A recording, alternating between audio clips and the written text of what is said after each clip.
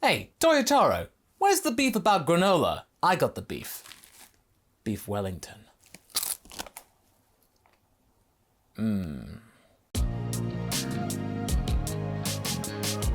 Hey folks, MasakoX here. Now, apologies for the lateness of this video. I was at a dog show yesterday with our bearded collie Uffa. You can check out her Instagram here and down below to support her. She got a 4th place, by the way, in the yearling class, so go Team Uff! What I am here to talk about with you right now is the interview which has been going around the internet in the last couple of days, courtesy of the official Dragon Ball website. Very clean website, by the way.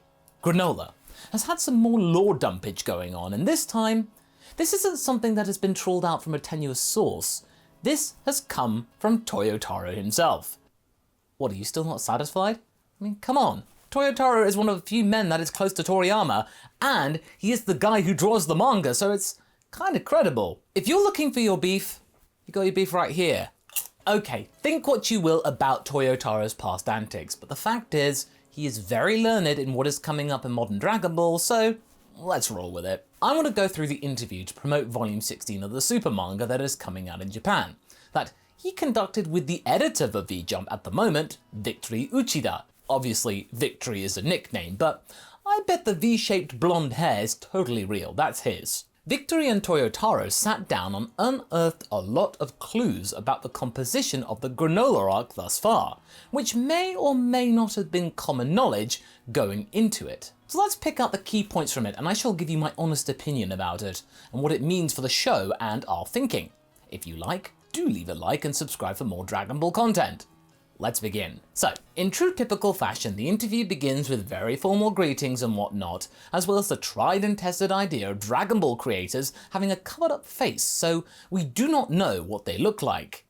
Even though we already do know what Toyotaro looks like. Here. Thanks, France.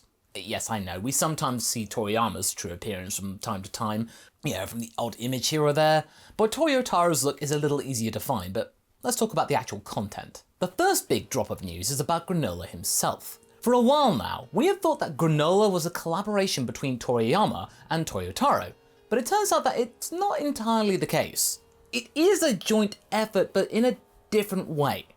Granolah came up with the bounty hunter and got it approved by Toriyama, and the original creator then went on to create the Heeters as a response to it, with Toyotaro coming up with the final design ready for the manga publishing. And what he also revealed is that that was after many rejections. But this gives Granolah some companion characters, as well as another example of how Universe 7 isn't always about Frieza, and that Toriyama is very good at coming up with side characters. And with the Heeters, there can be other organizations with a good amount of reach. And seriously, the Heeters existing, I can't tell you how handy that is for our what ifs and our radio play Revelation F. You know, when Frieza's playing Star Trek, you should really give it a listen. But this particular reveal doesn't really surprise me. Based on the way the characters act, Toriyama having come up with the Heeters makes total sense. He has the background knowledge and the wit and comedic know-how to make the complete antithesis to Frieza. Frieza is cold and the Heeters are, well, hot. And when the Zenny dropped about that name, Haverock and I were absolutely floored. It is perfect. Also, the idea of Toriyama rejecting things from Toyotaro definitely feels like he's mimicking his old editors. Like, he is now transposing his original memories and bad memories from that time, like, just onto the youth for the next generation to do. Passing it forward. Huh. Now, the idea of space pirates may not be new, but to have one in the series proper and not have it be some kind of one-off, or not just BoJack simply, a group that actually has some sense of competence, very good. And as for Granolah, I can see that as a Toyotaro vehicle. I hate to say it, but he's edgy and quick to anger. Definitely reminds me of Zykel from AF in that regard. And the fact that Toyotaro mentioned he thought it would be cool to have some kind of character that is closely linked to Saiyans in some way. Yep, you just need to have Granolah related to Goku in some way and you'd have the complete Zykel package. Okay, granted, he did go on to say that Toriyama did provide some extra bits for Granolah to add up to it. The little bits of dried fruit to make up Toyotaro's grains. But the DNA of bygone fan projects from Toy Ball still rings true in the air. Now the next thing he talked about was to do with the Namekians. Now already, I can tell you the fact that they are getting some brand new lore and love and involvement in the main story from a much more rooted origin. When I first saw that in the manga, That was fantastic. Monaito is a delight to see, and it proves that there could be more old Namekians out there, and more sets of Dragon Balls within different universes and galaxies and differing powers. But if you stick around to later in the video, you might find out that that's not as good as you think. Now when it comes to the Dragon Balls, Toyotaro then goes on to say he wasn't meant to get involved with that part, but Toriyama had come up with a basic idea for the arc and had told Toyotaro to go with it for the story, giving him his blessings to tweak the Dragon Balls. So naturally, the young lad was blown away that he could add that into the official narrative. And remember folks, this is quite good in understanding what the artist for Super did and didn't do, so you don't always blame Toyotaro for things. But that being said, it does also prove how vague and loose Toriyama can be. You get to run with something, and the rest is up to you. No pressure then. However, he did help concentrate the MO of Granolah in terms of his design by reminding his apprentice that the Ceruleans aren't a warrior race and his look should not be like a warrior and instead denote his survival skills and how he endured. And I thank you so much, Toriyama. I just did not want edgy Granolah to look like just yet another warrior. And so therefore Granolah's rocking the cowboy-esque design with the steampunk flourish, to which Toyotaro confirms later on that steampunk was an inspiration, going with the old-fashioned motifs. Neat. You could easily see Granolah turning up in a western or in 1870s America or at a Firefly convention. Obviously without the mint green hair. Now, we get to oatmeal. What's their deal? Well, it all stems from Toriyama's notes again. Toyotaro wanted Granolah to be a lone wolf, an edgy lone wolf, quelle surprise. But we then go back to the traditional idea from Toriyama, this is him putting into it again, going back to projects prior to Dragon Ball 2, in having pairs of characters working together. In Dragon Ball Z alone we have Dodoria and Zarbon, Nappa and Vegeta, Deborah and Babidi to name a few. So now, to compromise with his pupil, we have oatmeal with Granolah via communication. Toriyama reminding him that if you don't have two characters moving together, we never know what they're thinking. It's true. By having a pair of people, they can voice their inner thoughts together more naturally. It makes sense, they're having a conversation. And sure enough, we have some idea now of the character in that Oatmeal identifies as a dude, and that they will be involved later on. So, you could say Oatmeal is a living person, not a computer. Interesting. Already I feel illuminated. Then there is the little tidbit about the Heeters. Well, I say little, it's kind of big in a way and it kind of saddens me. Toyotaro describes Alec as a person who looks like a villain. It's easy to see he's a bad guy, he says. This guy's a villain. Now this isn't a slip of the tongue either. Victory, who I may remind you is the editor of V-Jump, doubles down on the villain angle, saying that in recent times, cunning villains in Dragon Ball around money and information have becoming more common, which sort of shoots down our notions, haven't I, that the Heeters are not entirely evil. Like, they have some sense of business nous and logic and wanting to help out if the price is right. Then there is the Shigerians, to which the final design was from Toriyama, after Toyotaro failed twice apparently to get a good design. That's not really a big thing since they are mainly accessories to Granolah, in that they are the new occupants of Planet Cereal, or Planet Sugar more accurately. But it does go to show that Toriyama is fantastic at making cute but very compelling characters. But speaking about that, Toyotaro reveals that he can tell which designs are his and which are from his master, which is a little bit concerning. By now, you would think that after 6 years of working together, almost 7, that the two creators would be able to have a consensus going on, think like each other, that the student could at least get something close to the original look and feel of Toriyama. If Toyotaro draws something in the Dragon Ball style, you want people to think that it was Toriyama who made that up, not him. But it doesn't quite work like that. And yeah, the master won't be around forever, you know, either through passing away or through straight up retirement or losing the ability to draw. So if the torch is going to be passed effectively and have it so the style of Dragon Ball endures as authentically and organically as possible, Toyotaro really needs to pull up his socks and step up a bit.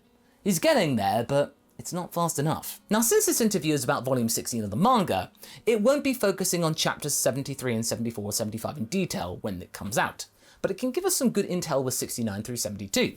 Which at least includes the beginning of the Goku battle. And there is a big clarification here. Remember how we mentioned that the Namekian revelation was pretty mind-blowing? Well, there might be more to it. But may I remind you that things could be subject to iffy translations, so it might not be entirely accurate until we get some official English translations. But from what I could gather from the subtitles, it turns out that planet Namek might not have been the original home of the Namekians, eh? And before you say it, no. This decision came from Toriyama, not Toyotaro. And Toriyama kept giving Toyotaro loads of Dragon Ball hidden secrets, like mind-blowing stuff if we knew it, to which were included in some way within each chapter of the manga. It's like the Dragon Ball arc of the Covenant. But this also could explain why the beginning of the Granolah arc felt so fast-paced, prior to the fight between Granolah and the Saiyans. But the idea that Toriyama would have it so Namek wasn't the original homeworld of the Namekians, that kind of feels off. It also implies that Cereal might have been the homeworld instead, but I'm not quite sure about that. Maybe Monaito, if that's the case, is the last of the native tribe? It's too early to say, but I'm not a fan of this idea. It cheapens the Namekian homeworld from Z a lot. Is that just a halfway house or rest stop? It needs more elaboration from me. And also, throwing out revelations each chapter from what Toriyama gave you? That quickly? Feels a little desperate. Like Toyotaro is desperately trying to catch the audience's attention. Surely you could drip feed these out over time, months, years, in more subtle ways. But I guess these big plot drops were there to catch our attention, and it caught our attention. I hope he's got more of them to use and he hasn't run out of them. Hey, it's Toriyama. I feel he could pull something out of his butt. Then we move on to Oil and Maki, and Toyotaro goes to say that those two are the comedy relief for he and Toriyama, to help provide some levity for the story and some quick jokes. Which means that Maki's kiss with Zuno was there merely for amusement, and they both have a little giggle. And the editing of the video really implies that her reluctance was funny. Ew, it's kind of icky. But I just thought I'd point that out for you. But yeah, these two do make up some of the lighter moments, that's true, and they are ones to convince Goku and Vegeta to join their cause, much like how Paragus convinced Vegeta to join his cause in the first Broly movie. And I will admit, Oil and Maki, they do work well together. Then we get to the battle, and Toyotaro is very adamant that Granolah is the strongest in the universe, and that there is a level of perfection beyond perfection. Well, I got news for you, matey. We already know that. His name is perfect as Cell. In any case, it's good to see that Toyotaro is willing to do a lot of showing of power now, instead of just simply telling us he's strong. He learnt that from Jiren, and the mistakes of that. That was the whole point of this first battle with Goku and Vegeta, I think. To reveal to us what Granolah can do, not just talking his way out of it. And that now we know this isn't the final battle. This is just to demonstrate that all the rhetoric from the Wish on Torombo earlier wasn't just words. Actions came with it. That's good. But before the interview concludes, they do touch upon somewhat about Vegeta's progression, after having been very suspiciously quiet about it in the previous section. Like, really quiet. Toyotaro goes on about saying he and Toriyama wanted to have Vegeta's development be similar to Goku's, and that with Victory and Toyotaro not dismissing the idea of Vegeta's new form being the same power level as Ultra Instinct potentially, it feels like now, finally, we might be seeing the Saiyans equal in power again, for real this time. This new power of Vegeta's though, is definitely cooler, and that's what Toyotaro says he wants to achieve, to make Vegeta look seriously cool. So, I doubt he would achieve that by making him fail hard again like he did in the Moro saga. What are my thoughts? Well, it was interesting. However, I feel like there are some things which are a little sad to find out here. Some potential spoilers or confirmations which won't lead to more compelling narratives. Oh well. For starters, the idea that the Heeters are the villains most likely is both obvious and a bit of a letdown. The fact it's so straightforward. Granted, Haverock and I knew that they weren't good guys for sure, but it would have been nice to have had some more complexity to it, and that being revealed later on in the story and not blurted out here. It may have been slightly glossed over, but I do hope that they don't turn out to be basic villains, and that they have some facets of complexion behind them. Then there is the Namekian drop. It's hard to solidly state what it is, but I feel like Namek is no longer the place where they first evolved or were born. That's what they want to go for. On the channel, we believe that Zalama, that person mentioned in Super, was the first Namekian, and that all later iterations were born from there. But it could do with some further additionals to go with this, so that we're not left now in flux as to the true Namekian homeworld. Is it Cereal? Is it somewhere else? Was it Namek all along and this was just an error in translation? Little help here. Finally, for now, Vegeta's lack of talk is kinda curious. Toyotaro is being quite coy, only talking about the prince right at the end. Does this mean that he doesn't want to give too much away? Because in Volume 16's chapters, there is a lot about Vegeta and Beerus here and how they train and interact. It's quite big, but they don't speak about it at all. There's talk about Goku and Whis, but nothing about the other pair. What does this mean? Well, it could be quite big, seeing as some secrets were dropped about the arc here, but nothing to do with the new form other than acknowledging that it exists. But what do you folks think? Do you think there is potential to these musings? Did you like what Toyotaro had to say about Super? Or would you rather have not heard about it? Leave a comment below and let's get this discussion going. And I shall see you in the next video. Catch you later!